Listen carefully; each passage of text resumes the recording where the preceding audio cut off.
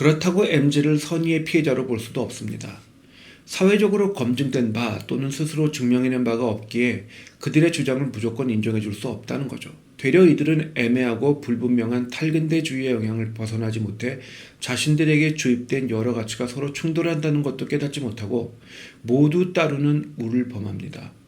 예를 들어 국뽕이나 유교적 사회질서, 사회적 관행과 같은 전통적 가치와 자본주의의 부에 대한 이상, 약육강식의 무자비한 경쟁 논리 등 어느 것도 마다하지 않고 수용하고 추구합니다. 결국 합리적인 주장을 펼치는 동시에 편할 때에는 비합리적인 관행을 따르는 자기 모순을 남발합니다. 스스로 중심을 잡고 분별하는 문화적 저항성, 문화적 분별력이 부족한 거죠. 한 예로 자신들은 독립적인 성인이라 주장하는 동시에 회사가 개인을 육성하고 이끌어 주어야 한다 주장하는 것을 들 수 있습니다. 대학에 가서도 이미 직장에 다니고 있는 세대를 어른이라 부릅니다. 자신들도 법적으로 어른이면서요. 직장은 숙련된 인력을 고용해서 일하는 곳이지 이익을 내는 곳이지 개인에게 월급까지 주면서 가르쳐주는 곳이 아닙니다. 자기 개발은 스스로 하는 겁니다. 선임은 일을 잘할 수 있도록 도와줘야 하지만 인생의 선배가 될 의무는 없습니다. 장기적 비전이 보이는 직장을 선호하는 것은 개인의 자유입니다. 그렇지만 자신들의 권리는 주장하면서 터무니없이 많은 부담을 먹고 살기 위해 모인 사람들에게, 그러니까 직장에게 전가하는 것은 자기 모순적입니다. 직장은 일하는 곳이라 주장하면서 자신들이 있기에 편한 곳으로 만들려는 것도 모순적입니다.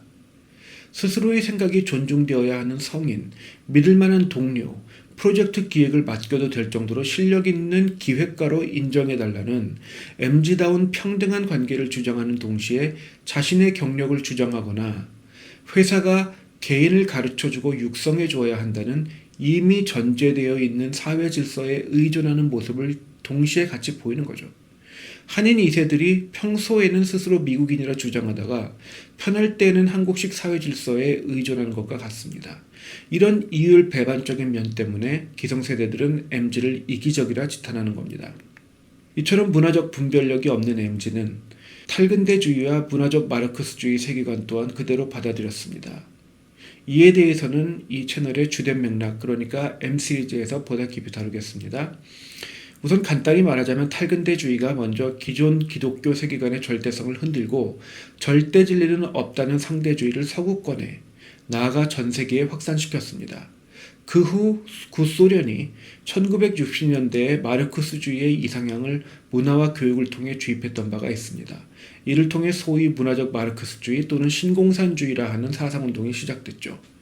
MZ의 부모 세대 또한 이러한 사상을 주입받았으나 어릴 적에 냉전을 겪었기 때문에 미약한 수준의 반사회주의적 저항성이 있었던 반면 MZ부터는 아예 처음부터 아무런 제약 없이 이상적 마르크스주의 가치관을 주입받았습니다. 말 그대로 이상적인 평등주의 사회를 추구하다 보니 MZ는 사회적 부조리에 대한 관용도가 현저히 낮고 이 부분에 있어서 공산당 중심의 사회계급을 허용하는 기존의 사회주의자들과 충돌합니다. 그래서 사회주의자들이 아닌 것처럼 보이기도 하죠. 그러나 겉으로 무엇라 생각하든 가치구조를 살펴보면 이들 또한 마르크스주의 세계관을 따르는 것이 분명합니다. MZ의 위험성은 위계질서를 말하는 유교와 이상적 평등주의를 말하는 문화적 마르크스주의와 같이 서로 대치하는 양극단을 분별 없이 동시에 추구하는 모순, 그 모순에 잠재되어 있습니다. 그러니까 양극단의 단점이 합쳐져서 파괴적 행위가 증폭되는 경우, 그러한 파괴적 행위를 행하는 것, 스스로 피해자라 생각하지만 실제로는 가해를 하는 경우를 말하는 것입니다. 예를 들어 마르크스주의의 인민재판과 유교적 집산주의의 특성인 떼법, 그러니까 소위 미풍양속을 따르지 않는 사람을 동네 사람들이 모여서 구타해서 죽이곤 했죠. 특히 조선시대에. 요즘은 그냥 수치심을 주고 사회적으로 왕따를 만듭니다. 이 떼법과 사회주의의 인민재판이 MZ들의 놀이터 SNS를 통해 쉽게 번져나갑니다. 때로 모여 임의의 인격살인을 행하면서도 스스로 정의롭다 생각하니 정도를 모르고 걷잡을 수 없이 심각해집니다. 또 다른 예로 소위 팩트체크라는 것을 들 수 있습니다. 판사 하나를 배출하려 해도 수많은 과정을 겪게 하고 그렇게 자신을 증명한 판사들마저도 종종 오판을 자행하거나 아니면 결탁을 하거나 그렇게 됩니다. 무엇을 믿고 아무런 심사도 거치지 않은 자들을 무슨 특별한 도시의 시민이 된 것처럼 네티즌이라 부르며 그들에게 판단할 수 있는 권한을 부여할까요? 음모론이 왜 틀렸는지 논리적으로 증명하지도 못하면서 반대 주장을 펼치는 사람들은 음모론이라 낙인 찍고 음모론이라 한번 낙인이 찍혔으면 무슨 말을 하는지 들어보지도 않는 것은 위선적이지 않습니까? 기자 자격증 하나만 들고 있으면 뉴스 보도에 자신의 가치를 주입하고 심지어 배경음악을 틀어도 객관적이라 생각할 수 있을까요? 기자라면, 제대로 된 언론이라면 사실을 있는 그대로 최대한 객관적으로 보도하고 판단을 시청자에게 맡겨야 하지 않을까요? 여러 현상을 검토할 객관성도 갖추지 못했으면서 검증한 다음에 달려들어 자신들의 주장을 지지하는 것처럼 보이는 증거 몇 개만 보도하여 암묵적으로 상대를 비난하는 것은 이거는 팩트체크가 아니라 확증 편향입니다. 다른 세대들도 편향성이 있지만 MZ는 몰려들어 임의로 정죄하는 마녀사냥과 같은 행태를 자행하는 것을 특별히 정의롭게 여깁니다.